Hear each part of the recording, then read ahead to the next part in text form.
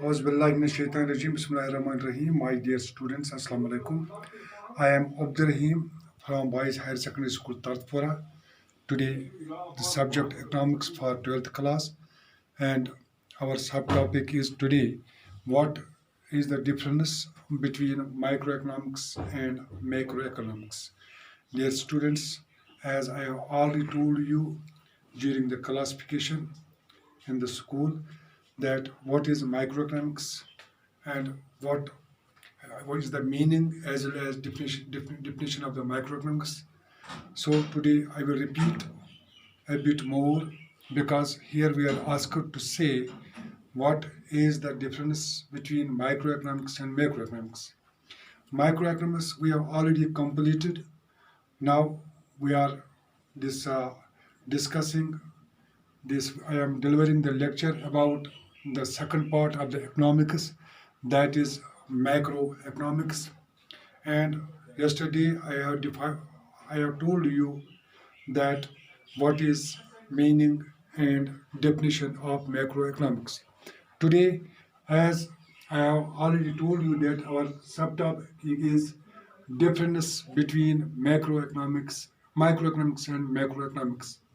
Dear students, you will hear that what is the difference?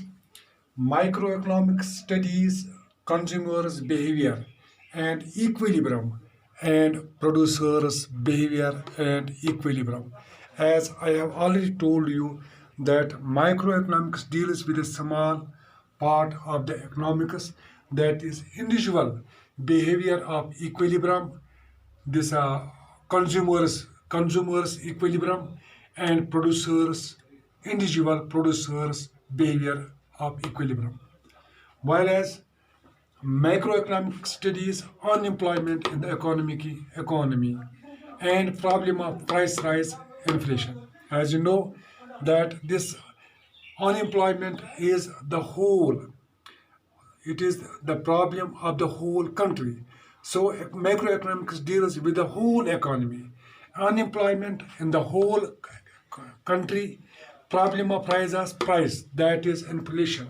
How inflation arises, I have told you that already, and this problem is about which this macroeconomic studies is throughout the country.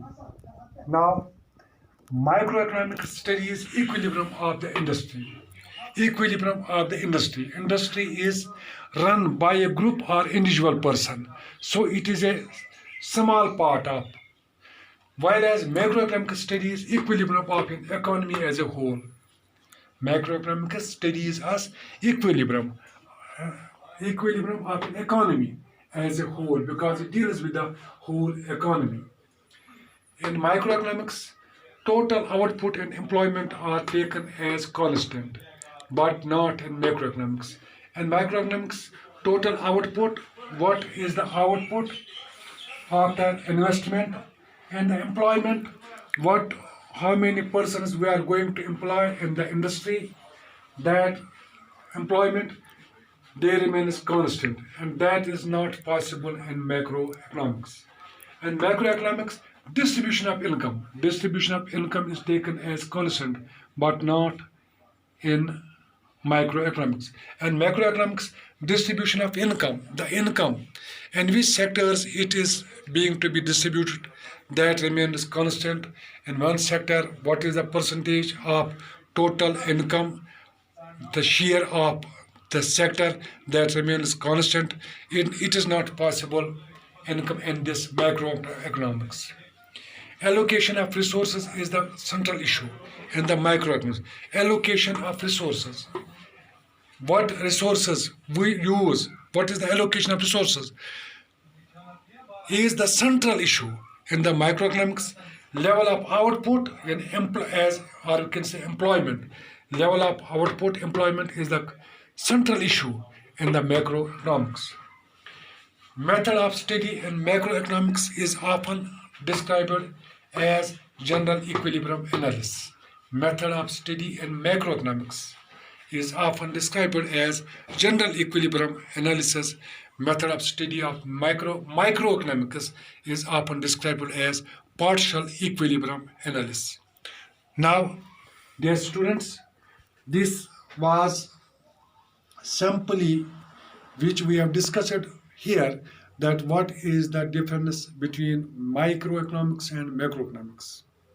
Dear students, microeconomics, I will repeat it once more again, that microeconomics deals with a small part, I mean to say individual, single firm, single industry, the industry or firm run by individual or a group of individuals, that is a small part, while as macroeconomics deals with the whole of economy, that is inflation, that is the problem of the whole country, price rise, problem of the whole country, employment, whole country.